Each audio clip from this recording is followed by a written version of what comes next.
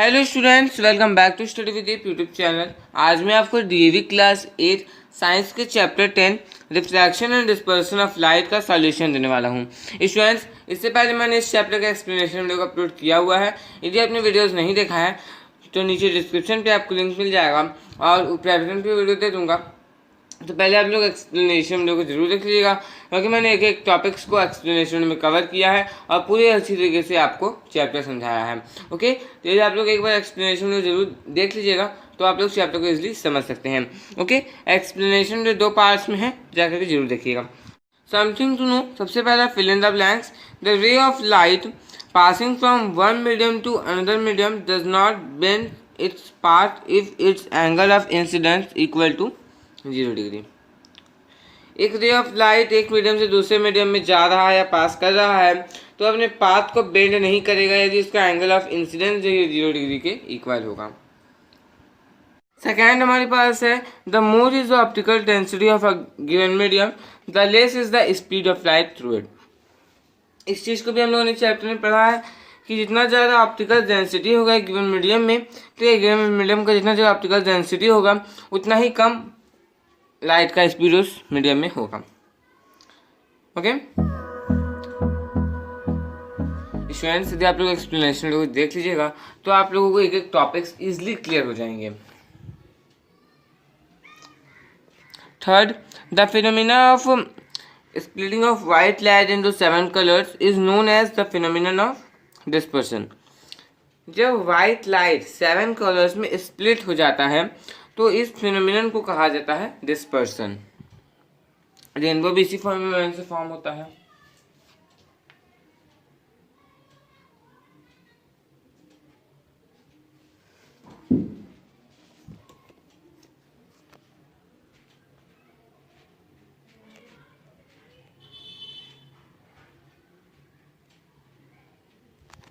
Fourth, the point on the principal axis of a concave lens from where a beam of incident parallel rays appears to diverge is called the focus of the concave lens.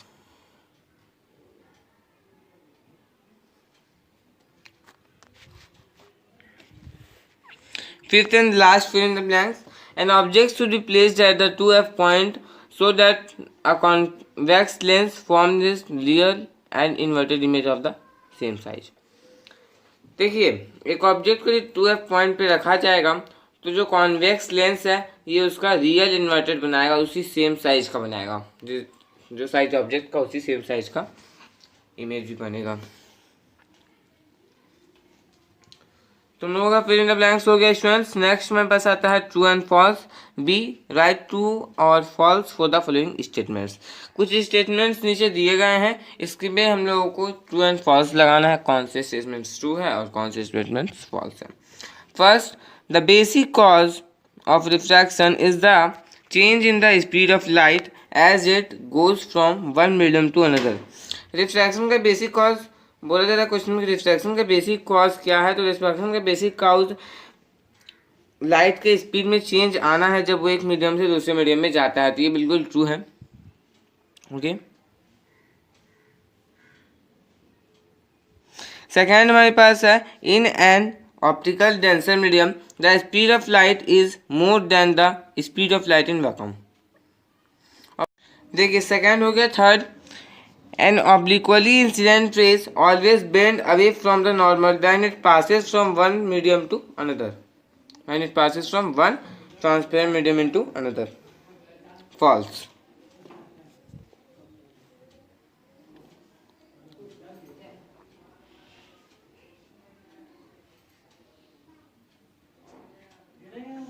Fourth, a coin kept at the bottom of an empty dry cup appears to rise up when some water is poured into the cup. Question में बोला जा रहा है कि एक coin को empty dry cup में रखा गया है। ओके, तो जब उससे वाटर को पोर किया जाता है, मतलब उस बाउल में या फिर उसको बॉटम में, मतलब ड्राई कप के बॉटम में जब वाटर को पोर किया जाता है, उसमें वाटर पोर किया डाला जाता है तो राइज अप करता है, ऊपर उठता है। बिल्कुल करेक्ट है, ट्रू।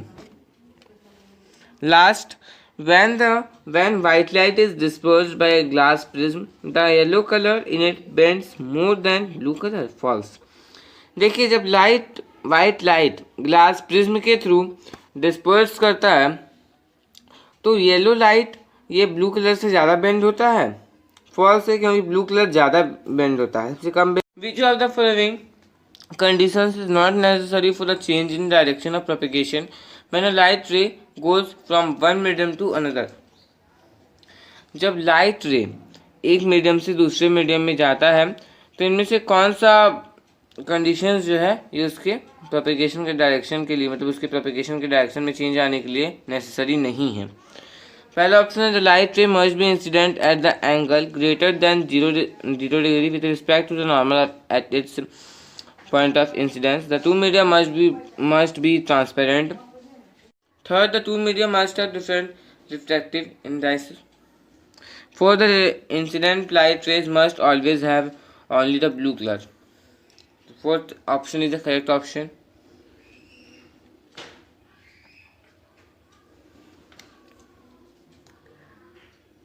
स्टूडेंट्स इससे एक्सरसाइजेस से क्वेश्चन जरूर आते हैं और एग्ज़ाम्स में आप लोगों को ये चैप्टर बहुत ही इंपॉर्टेंट पड़ेगा। एक एक चीज़ आप लोगों को पढ़ के जाना है कि इस एग्ज़ाम में कहीं से भी क्वेश्चन आ सकता है। और रे डायग्राम्स को आप लोग बिल्कुल कर लीजिएगा क्योंकि मैंने रे डायग्राम्स की इजीली चैप्टर में समझाया है। एक एक रे डायग्राम को समझाया है, कॉन्वेक्स कॉन्केव सारे को समझाया, जाकर के देख लीजिएगा। Second, which one of the following diagrams correctly show the bending of light ray as it goes from an optically denser medium into an optically rarer medium.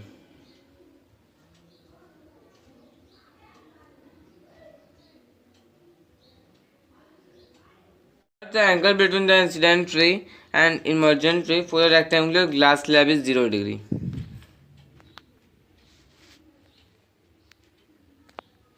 एक रेक्टेंगुलर ग्लास स्लैब के लिए इंसिडेंट और emergent रे के बीच में जो angle होगा वो क्या होगा, जो 0 डिग्री होगा।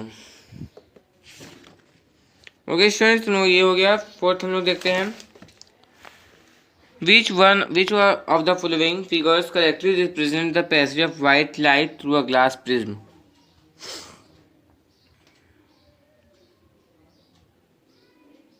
Third, fifth, the incident ray passing through the optical center of a concave lens after refraction through it will go undeviated। एक कॉन्केव लेंस के ऑप्टिकल सेंटर से एक इंसिडेंट रे पास कर रहा है तो रिफ्रैक्शन के बाद वो अनडेविएटेड चला जाएगा, कोई भी बेंडिंग हम लोगों को वहाँ पे देखने को नहीं मिलेगी, वो अनडेविएटेड चला जाएगा। Sixth, when an object approaches a convex lens from infinity towards it's focus the image found by it keep shifting away from the lens.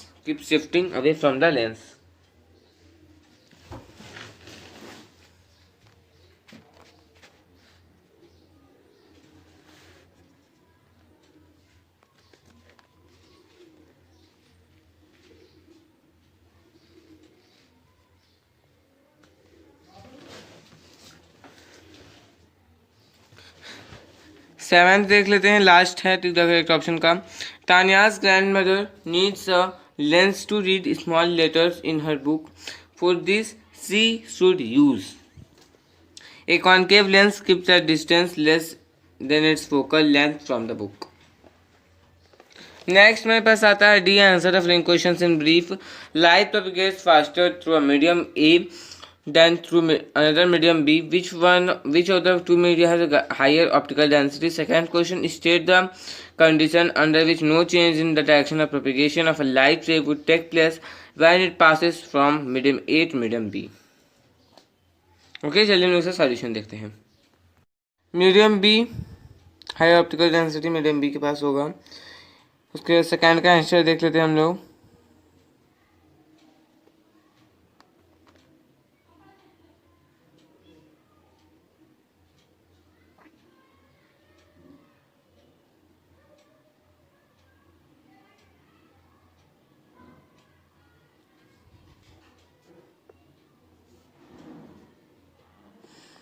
When the incident ray makes a right angle at the point of incidence।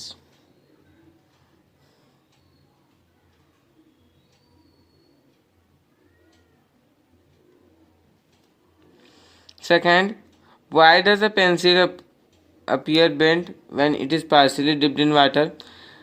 When light rays coming from water enter the air, they bend away from the normal.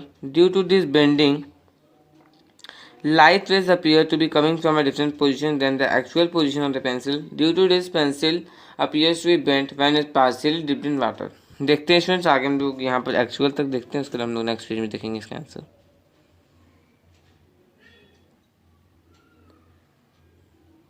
Students, यदि आप मेरे channel पर नया है, channel को subscribe करके bell icon को press कर कॉल पर प्रेस कर लीजिए, क्योंकि मैं आपके लिए ऐसे एजुकेशन वीडियोस लाता रहता हूँ। चलिए थर्ड हम लोग देख लेंगे, और इसके यहाँ पर थोड़ा सा आंसर बच गया तो वो देख लीजिए आप लोग।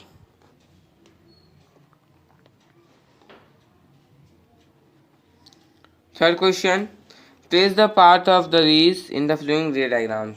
ये रे डायग्राम्स दिए गए हैं, इसका जो पाथ होगा रेस का उससे हम लोग ट्रेस करना है, आगे बढ़ाना है। ठीक है, आगे बढ़ाना है। देखिए इसका कैसे होगा, तो ये आप देख पा रहे हैं कि रेक्टेंगुलर ग्लास स्लैब के थ्रू हो रहा है। ओके, पहला देख लीजिए आप लोग स्टूडेंट्स। स्टूडेंट्स, वीडियो जब आपको अच्छा लगे तो लाइक करना बिल्कुल नहीं भूलिएगा, और इस वीडियो को फ्रेंड्स के साथ ज़्यादा से ज़्यादा शेयर कीजिएगा। और स्टूडेंट्स, अदर सब्जेक्ट्स में बहुत सारे वीडियोस बनाए हुए हैं, यदि आपने वीडियोस नहीं देखा है तो हर एक सब्जेक्ट का सेपरेट प्लेलिस्ट बना हुआ है, तो किसी वीडियो के लिए चैनल के प्लेलिस्ट सेक्शन को आप लोग जरूर चेक कर लीजिएगा। Fourth, when a spherical lens is held towards the sun and sharp image is formed on a piece of black paper, a hole gets burned in the black paper after some time. देखिए, जब सन के towards में एक spherical lens को रखा जाता है और एक ब्लैक पेपर के पीस पे उसका एक इमेज को फॉर्म करवाया जाता है, तो देखिएगा आप लोग कि ब्लैक पेपर पे एक होल आ जाएगा। ठीक है, वो जलेगा और होल आ जाएगा कुछ देर के बाद।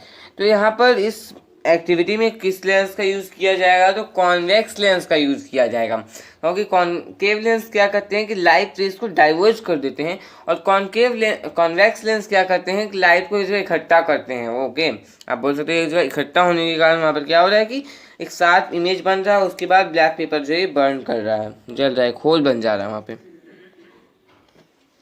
तो कॉन्वेक्स लेंस को यूज़ किया जाएगा इस एक्टिविटी में, और स्पेरिकल लेंस और ब्लैक पेपर के बीच के डिस्टेंस को क्या बोला जाएगा, तो फोकल लेंथ बोला जाएगा। ठीक है, focal length. See, what is the relative advantage of using a black paper rather than a white paper. White paper की जगह ब्लैक पेपर को यूज़ करना, इसका रिलेटिव एडवांटेज क्या है, क्या आवश्यकता थी कि वाइट पेपर की जगह ब्लैक पेपर को यूज़ किया गया। देखिए, ब्लैक कलर जो है ये ज़्यादा एनर्जी को एब्जॉर्ब करता है जो उस पर फॉल करता है, लेकिन वाइट कलर क्या करता है, वो रिफ्लेक्ट कर देता है। ठीक है, जितना एनर्जी उस पर फॉल करता है वो रिफ्लेक्ट कर देता है। सो ब्लैक पेपर जो है ये जल्दी चलेगा वाइट पेपर के तुलना में इस एक्सपेरिमेंट में। चलिए आगे स्टूडेंट्स, ये बहुत इंपॉर्टेंट है।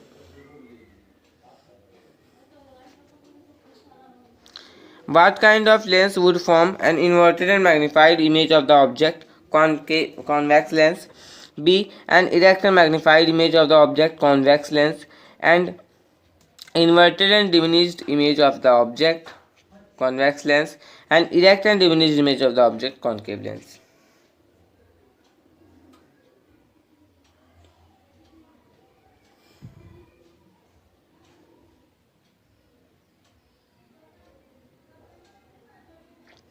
Sixth, draw labeled diagrams to illustrate the differences between the virtual images formed by using concave lens, convex lens. Diagrams को बनाना है वर्चुअल इमेजेस जो कॉन्केव लेंस और कॉन्वेक्स लेंस के भी से फॉर्म होते हैं, उसको इलस्ट्रेट करना है। ठीक है, ताकि समझा सके हम लोग कि क्या डिफरेंसेस होता है जब कॉन्वेक्स लेंस से और कॉन्केव लेंस से इमेज फॉर्म होता है। चलिए इसका आंसर यहाँ पर देखिए आप लोग स्टूडेंट्स, ये इसका आंसर है, यही डायग्राम इसका डायग्राम बनेगा। Okay,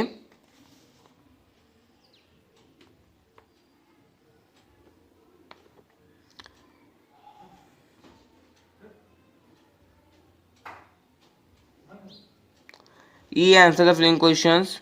A coin is placed at the bottom of a clear glass vessel. An observer moves herself to a position where the coin goes just out of sight of her eyes. Keeping her eyes in that position, she asks her friend to pour some water gradually into the glass vessel. एक coin को clear glass vessel के bottom में रखा गया। एक observer जो है अपने पोजीशन को मूव करती है, ठीक है, जहाँ पर कॉइन जो है ये उसके आइस के जस्ट आउट था, और उस पोजीशन में अपने आँख को रखते हुए अपनी फ्रेंड को बोलती है कुछ वाटर डालने के लिए, ग्लास वेसल में कुछ वाटर डालने के लिए धीरे धीरे। तो क्या होता है कि वो क्या ऑब्जर्व करेगी, तो यदि वाटर फील हो जाएगा वेसल में तो कॉइन जो है ये ऑब्जर्वर को दिखने लगेगा। और इस फिनोमिनन में कौन सा फिनोमिनन यहाँ पर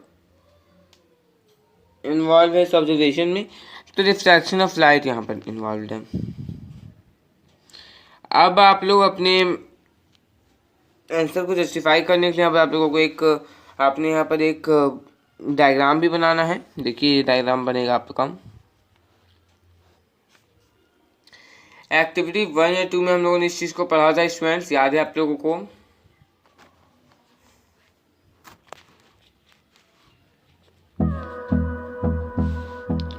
In the following figures, identify the light ray that would be correct, emergent, reflected light ray in each case. Give reasons for your answer in each case.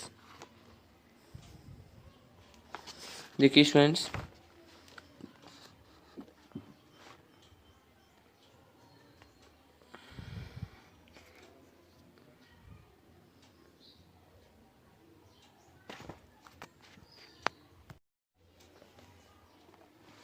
देख लीजिए स्टूडेंट्स आगे का आंसर इसका।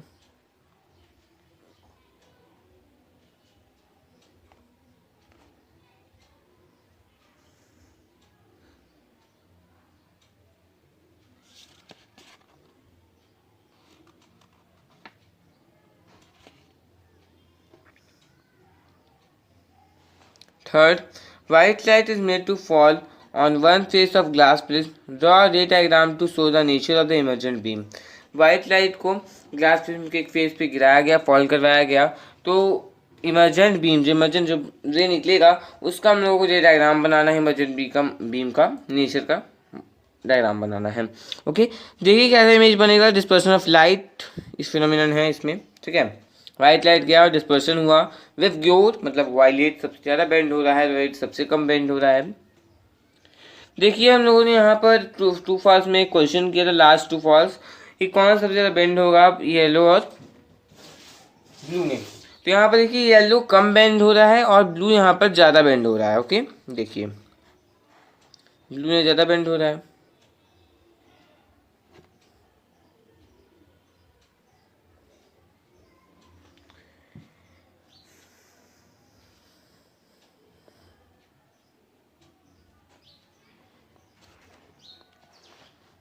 Fourth, with the help of suitable diagram, explain the meaning of terms. Suitable diagrams का use करना है और कुछ टर्म्स नीचे दिए गए हैं, centre of curvature, optical centre, focus, इसका मीनिंग हम लोगों को समझाना है, बताना है। सेंटर ऑफ कर्वेचर, देखिए लेंस जो है ये जनरली दो कर्व सर्फेसेस से बना हुआ होता है। ये कर्व सर्फेसेस जो है स्फीयर के पार्ट होते हैं। इन स्फीयर्स का जो सेंटर होता है इसे सेंटर ऑफ कर्वेचर कहा जाता है। तो जो लेंस है दो कर्व सरफेस से बना हुआ है तो इसके दो सेंटर्स होंगे, C1 एंड C2, इसे कहा जाता है सेंटर ऑफ कर्वेचर।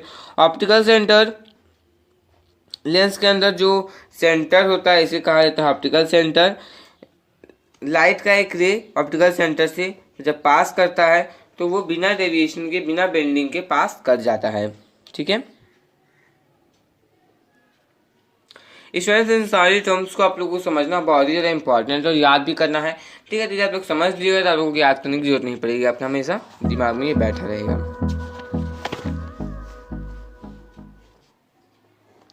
देखिए आप लोग यहाँ पर इसका डायग्राम भी बना दीजिएगा, ये डायग्राम बनेगा इसका। फोकस हमारे पास लास्ट था। फोकस, जब लाइट रे प्रिंसिपल एक्सिस के पैरेलल होते हैं तो वे एक पॉइंट पे कॉन्वेक्स लेंस के केस में वो एक पॉइंट पे कॉन्वर्ज करते हैं, आकर के मिलते हैं। और कॉन्केव लेंस में क्या होता है कि वो एक पॉइंट से डाइवर्ज होते हैं, तो इस पॉइंट को कहा जाता है फोकस ऑफ द लेंस। देखिए इसका डायग्राम आप लोग।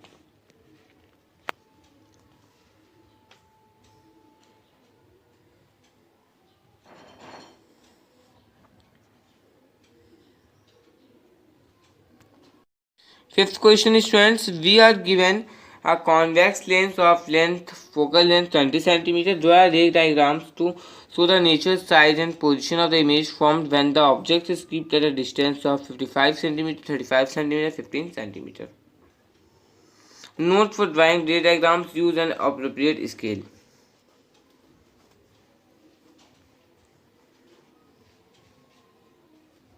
देखिए बहुत ईजी है स्टूडेंट्स, फोकल लेंथ 20 सेंटीमीटर दिया गया है, ओके, फर्स्ट केस 55 सेंटीमीटर का है, ओके। तो फोकल लेंथ के पीछे रखा गया है, मतलब 2F पॉइंट के पीछे रखा गया है ऑब्जेक्ट को, तो ये लेंस के दूसरे साइड के F और 2F पॉइंट के बीच में बनेगा। बी केस में क्या है कि 35 सेंटीमीटर, मतलब ये भी F और 2F पॉइंट के बीच में, ये 2F और 2F पॉइंट के बीच में है। यहाँ पर क्या होगा कि इमेज जो बनेगा, ऑब्जेक्ट रखा गया है F और 2F पॉइंट के बीच में, तो जो इमेज बनेगा ये बनेगा 2F पॉइंट के पीछे, behind the 2F point.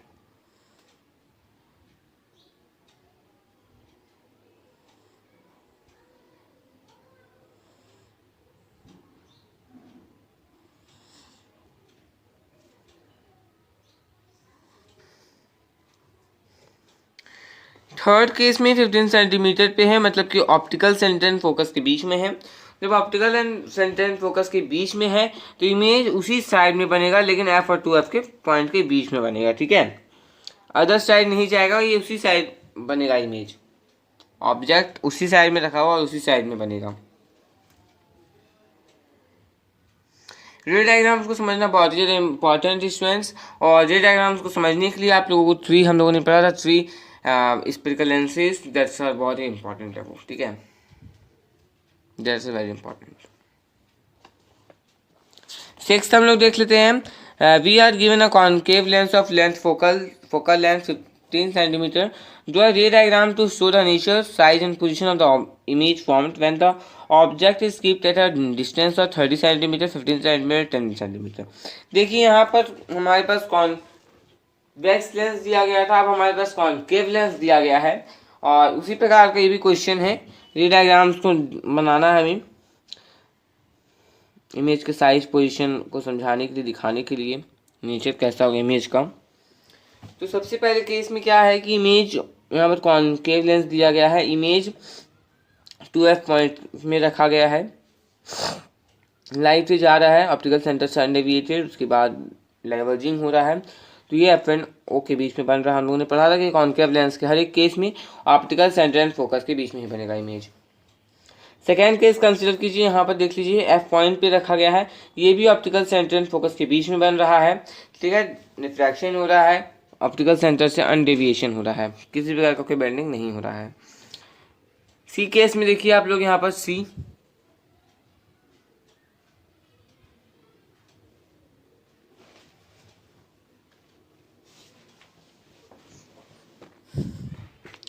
Seventh question देखिए students, what types of lens is used as a magnifying glass, how is the object positioned with respect to this lens, draw the appropriate ray diagram। Convex lens को use किया जाएगा एक magnifying glass के रूप में, object को F and O के बीच में रखा जाएगा मैग्नीफाइड इमेज को प्राप्त करने के लिए।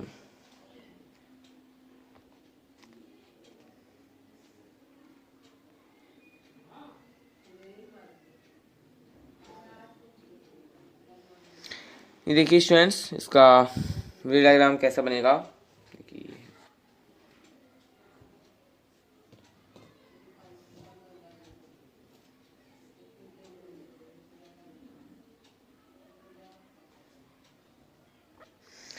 यहाँ पर समझ सकते हैं आप कि ऑप्टिकल सेंटर एंड फोकस के बीच में रखा गया इमेज को, ठीक है, और ऑब्जेक्ट को, इमेज बन रहा है F एंड 2F पॉइंट के पीछे उसी साइड में, ओके। लेंस है कॉन्वेक्स लेंस। तो स्टूडेंट्स इसी के साथ मैंने आपको एक ही वीडियो में पूरा सॉल्यूशन दे दिया। तो यदि आपको वीडियो अच्छा लगा तो वीडियो को लाइक कर दीजिए, और यदि आप मेरे चैनल पर नए हैं तो चैनल को सब्सक्राइब करके बेल आइकन को प्रेस कर लीजिए, क्योंकि मैं आपके लिए एजुकेशनल वीडियोस लाता रहता हूँ। और स्टूडेंट्स इस वीडियो को फ्रेंड के साथ ज़्यादा से ज़्यादा शेयर कीजिएगा, और इसका एक्सप्लेनेशन वीडियो के दोनों पार्ट्स आप लोग जरूर देख लीजिएगा। Thanks for watching.